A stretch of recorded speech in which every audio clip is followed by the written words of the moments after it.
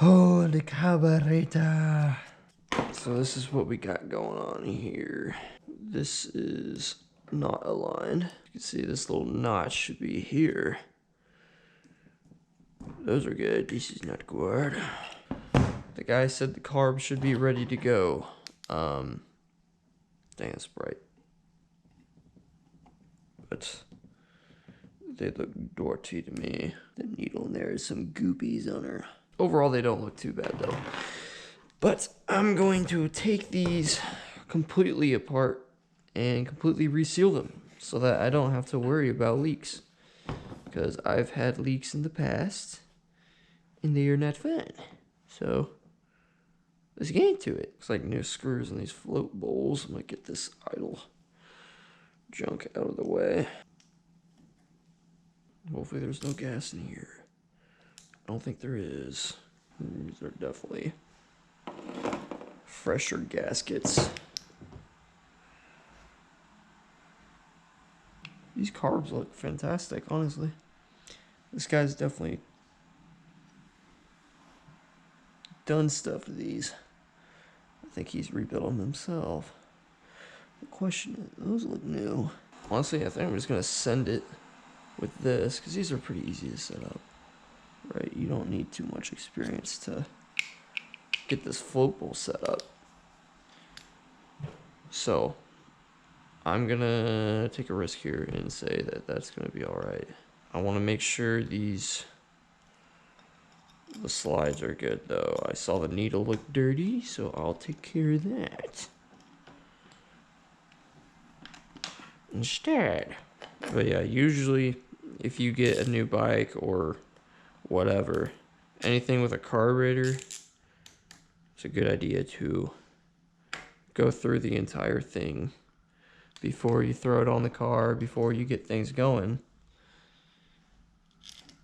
so that you aren't dealing with leaks forever and ever. And if you do pull the carb, which you should, go through everything and not just the easy crap, because it's always the annoying crap that fails. And then you'll have to pull it off again.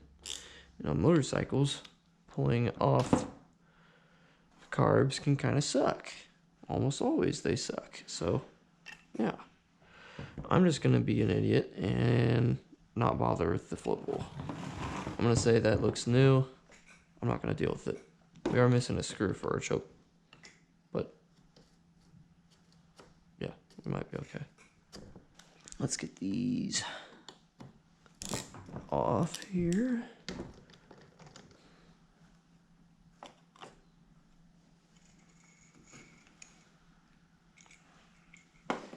This looks pretty much new as well. There's the top of our needle. You can see it's dirty though, which is what is interesting. It's probably just because it's been sitting.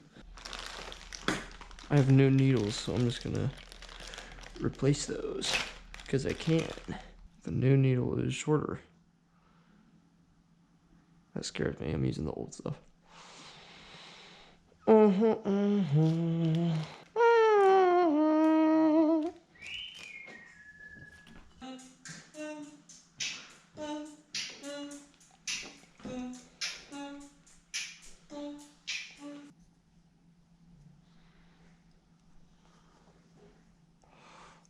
Yeah, I think these things look good. I am not even gonna bother. Will this bite me later? Probably. But I don't know. This seems like a waste of time to me, so I'm going to go on with it.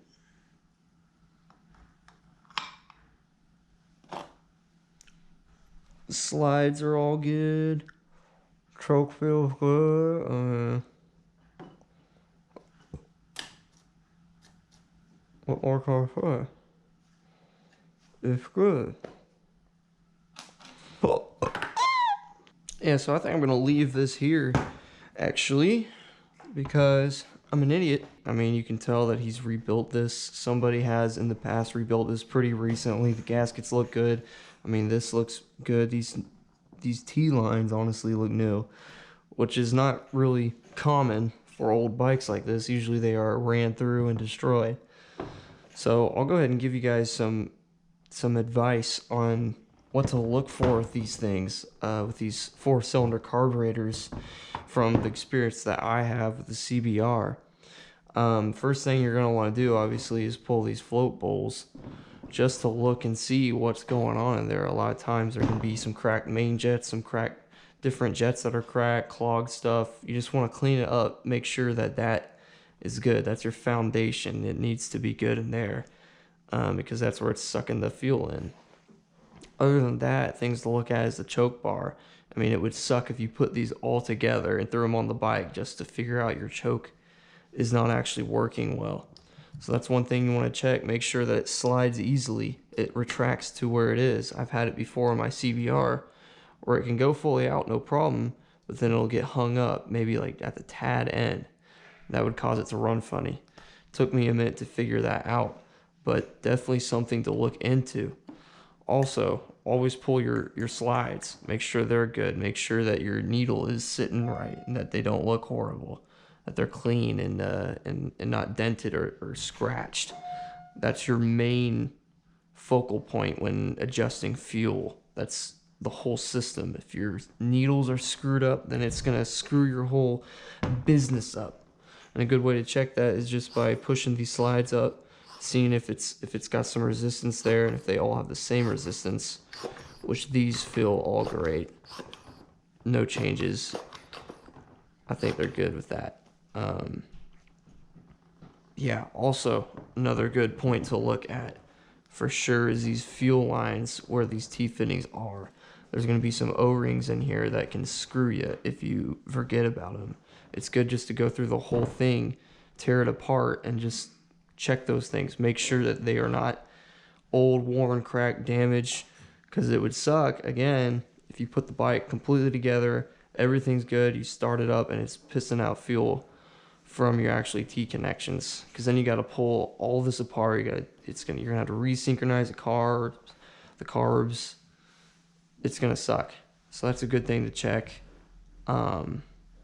Obviously, idle screws, great thing to check. If they're damaged, if they look sucky, fix it. Also, if the threads are screwed up, important, fix that. If the threads are screwed up, it's going to make it a lot tougher to tune.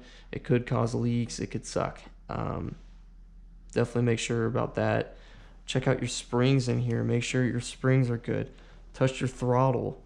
Make sure your throttle is working well. Sometimes, especially with older bikes, you might get them and one of these springs down here might be off.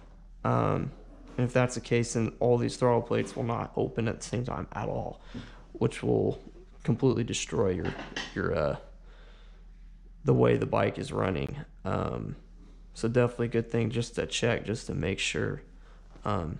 Easy, quick checks. It's not something that's going to take you forever, just like what I'm doing.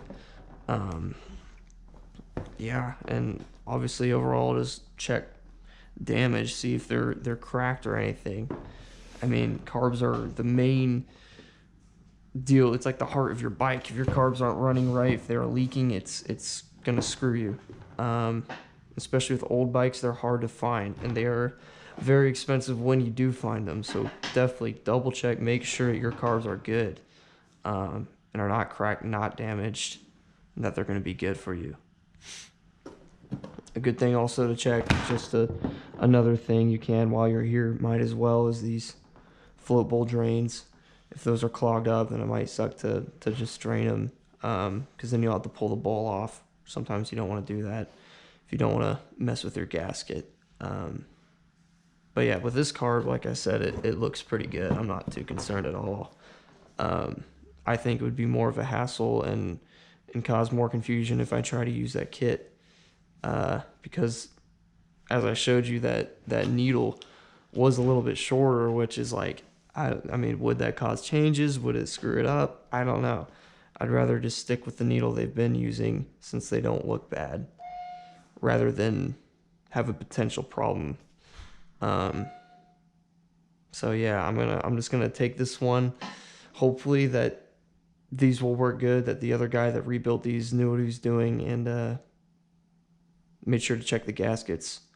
But yeah, like from what I'm seeing, seems like he did a pretty darn good job. So anyways, yeah, I think that's gonna wrap up this video for today. Pretty short, but I've got everything done that I needed to. Like I said, I'm not gonna tear into these. I'm just gonna run it how it is. But yeah, guys, we still have a lot more to do with this bike. I'm excited to get into it. So stick around if you want to see that process. I'll catch you guys in the next video.